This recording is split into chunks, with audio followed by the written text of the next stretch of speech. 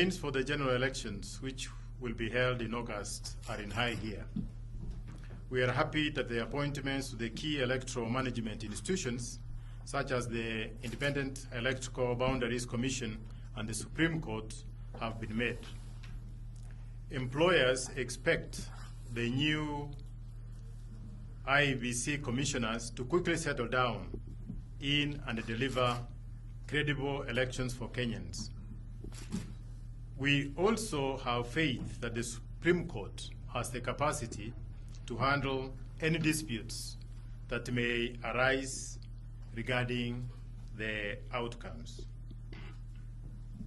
It is our responsibility as residents of this country that we have a collective responsibility to deliver and ensure that we have peaceful elections.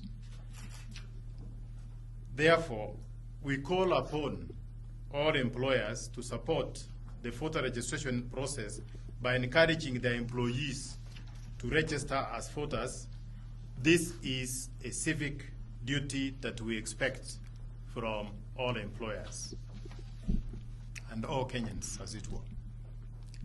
Secondly, we call upon the politicians to commit to peaceful campaigns and elections and avoid engaging in divisive political utterances. Let us remember that even with our different views and political affiliations, Kenya remains one nation. We expect political aspirants to debate and all disagree while maintaining mutual respect for one another.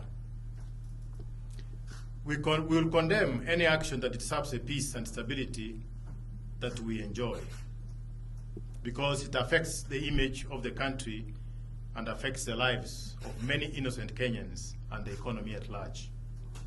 On the state of industrial unrest and labor relations in Kenya, we know that Kenya's labor market has been characterized by frequent and protracted strikes by workers, mostly in the public sector.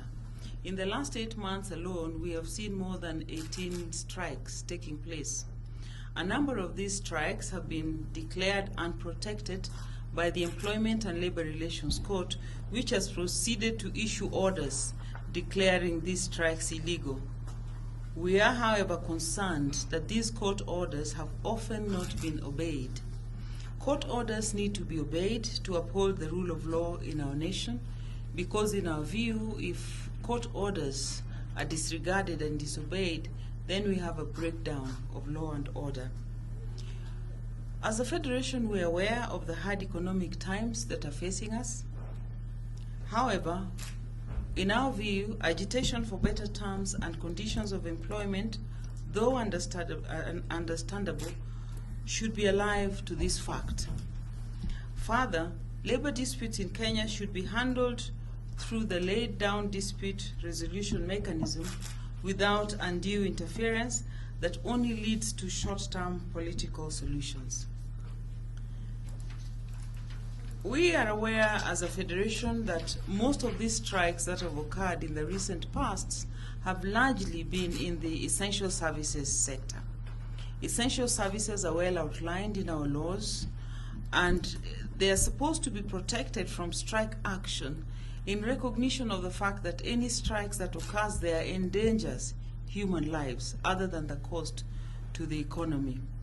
Our stand is that parties should respect the industrial relations framework that has previously and for a long time helped us to resolve some of these strikes and to avert strikes in the essential services.